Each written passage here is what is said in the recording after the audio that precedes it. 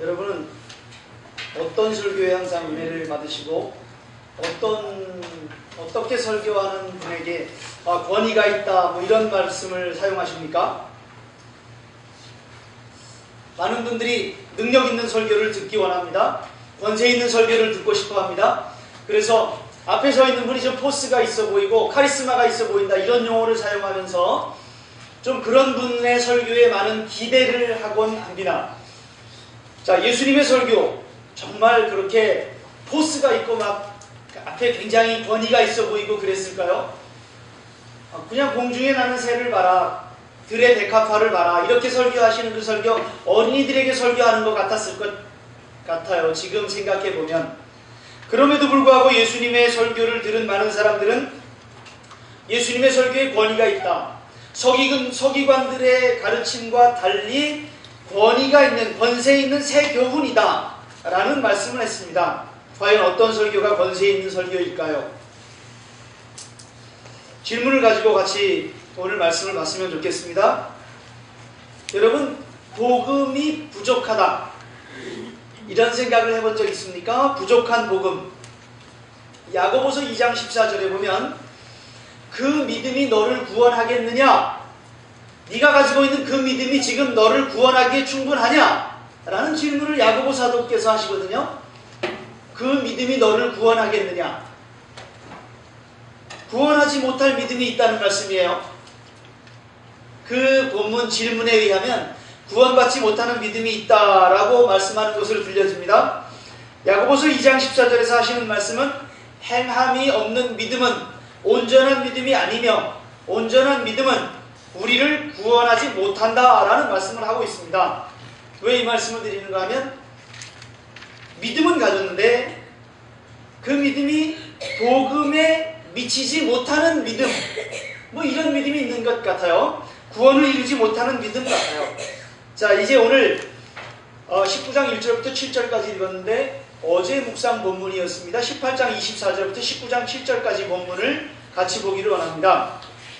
이 본문 사도 바울 선생님의 세 번째 전도 여정 중에 한 에피소드를 가지고 같이 말씀을 나누기를 원합니다. 세 번째 전도 여행의 여정을 먼저 보겠습니다. 앞에 보십시오. 세 번째 전도 여정은 다른 날보다 지도가 좀 흐린 것 같아요. 느낌에는. 예. 세 번째는 여기 여전히 안디옥에서 출발합니다. 안디옥에서 여기 오타간데 다소, 더베, 루스데라, 이고니온, 안디옥.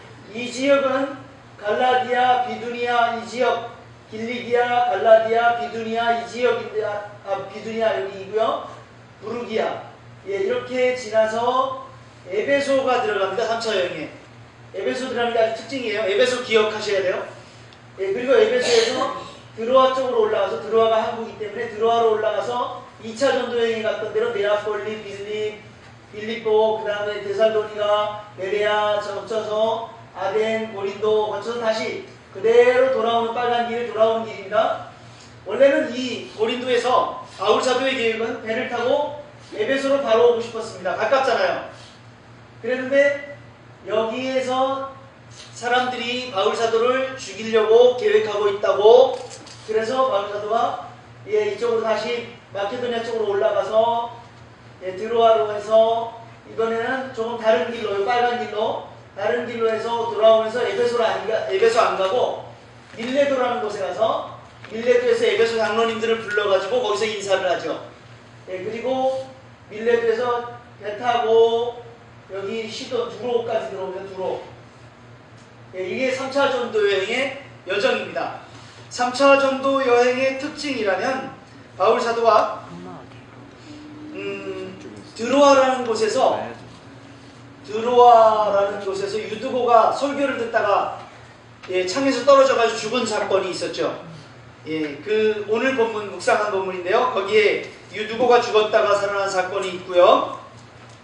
그리고 바울 사도가 그 에베소에서 오래 머물잖아요. 약 3년 가까이 머물잖아요. 그래서 에베소에서 오래 머물면서 에베소 교회와 굉장히 친밀해졌습니다. 그래서 바울 사도가 나중에 밀레도라는 곳에서 에베소 장로님들을 불러다가 작별 인사를 하는데, 그 작별 인사를 할 때 에베소 장로님들이 가지 마라, 예루살렘에 가면 죽을지 모른다라고 얘기하는 게 가지 말라고 만류하는 사건이 있었죠.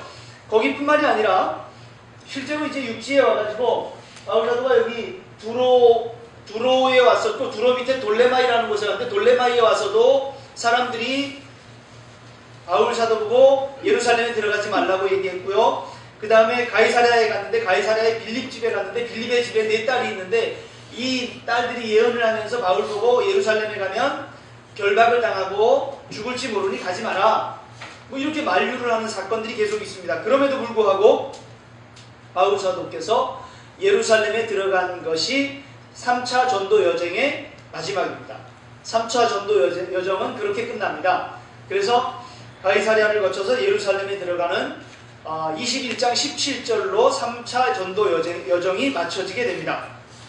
자, 그 중에 한 에피소드라고 했습니다. 8장 24절 말씀부터 봅니다. 알렉산드리아에서 난 아볼로라 하는 유대인이 에베소에 이르니.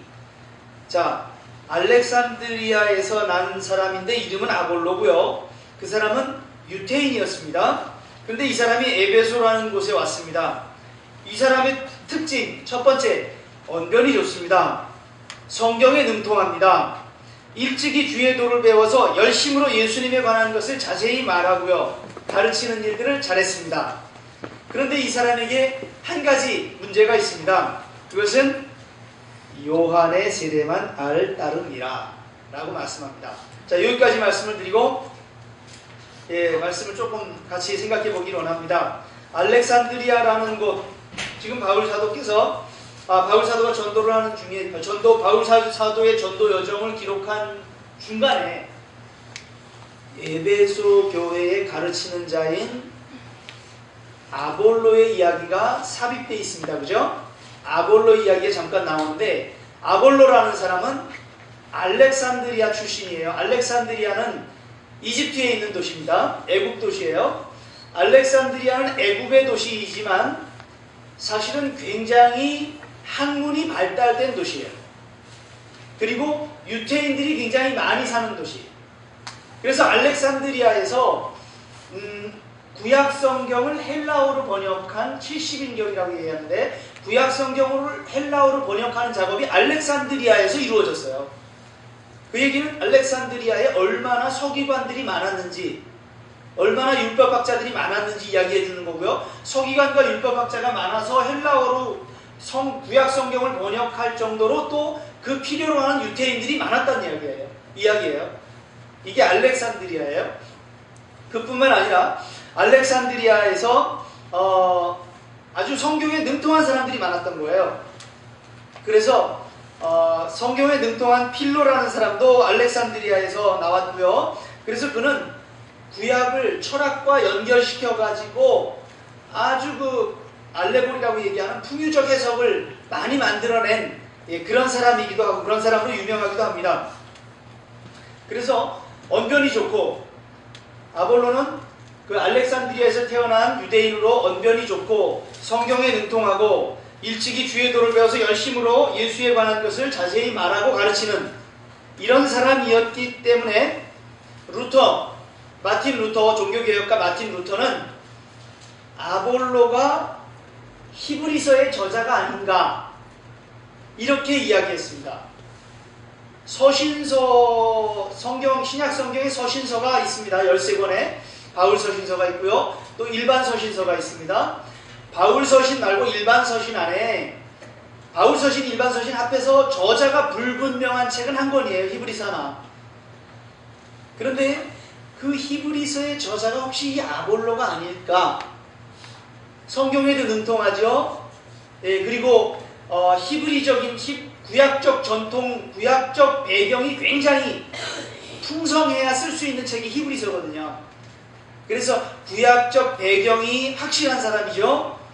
그리고 그 내용 가운데서 이제 70인경에서 인용한 그런 근거들이 있죠. 이런 것들로 인해서 루터는 구약 성경에 능통한 아볼로가 히브리서의 저자가 아닐까 이렇게 이야기하는 거죠. 그는 분명히 말씀하고 있는 대로 그것을 확실히 알 수 없어요. 바울이라는 사람도 있고 아볼로라는 사람도 있고 바나바라는 사람도 있고 이렇게 다양하기 때문에 히브리서 저자는 아직도 누군지 알 수 없습니다. 그러나 루터는 그렇게 주장했다는 거죠. 오늘 본문하고 연결이 되어서 지금 말씀드립니다. 자, 이렇게 성경에 능통한 아볼로는 일찍 어려서부터 주의 도를 배웠습니다. 그리고 아주 영적인 열심이 있었던 사람이에요. 그래서 예수에 관한 것을 자세히 말하기도 하고 가르치기도 했습니다. 그는 성경에 능통했고, 여기서 말하는 성경은 구약 성경입니다. 아직 신약은 기록되지 않았을 때니까요. 구약 성경에 능통했고요. 언변이 좋았습니다. 제가 일주일에 한 3편 이상은 그냥 이렇게 극동방송을 차 운전하면서 듣습니다. 3편 이상의 설교를 듣게 됩니다. 그 설교를 들으면서 참 말씀들 잘하신다 이런 생각을 참 많이 합니다. 참 말씀 잘한다. 언변이 좋다는 얘기죠.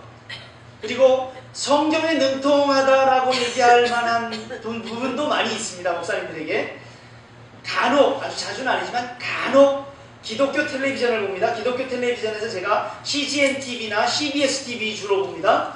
CGN TV나 CBS TV 가끔 보면 거기에 나오는 그 성경 강해자들 성경 참 잘 가르칩니다. 자, 성경에 능통하고 언변이 좋고, 그 중에 일찍 주의 도를 배웠는지는 알 수 없으나 거기에 더하여 일찍이 주의 도를 배운 건 아마 시온이처럼 다윗처럼 저렇게 어렸을 때부터 주의 도를 배웠을지도 모르겠습니다. 더 어렸을 때부터 배웠을 수도 있고요. 다윗 시온이처럼 설렁설렁 배우지 않고 아마 꼼꼼히 외웠을 수도 있어요. 왜냐하면 유대인들은 외우는 게 습관이니까 철저하게 성경을 외웠을 거예요. 그렇게 주의 도를 배우고 열심히 있었어요.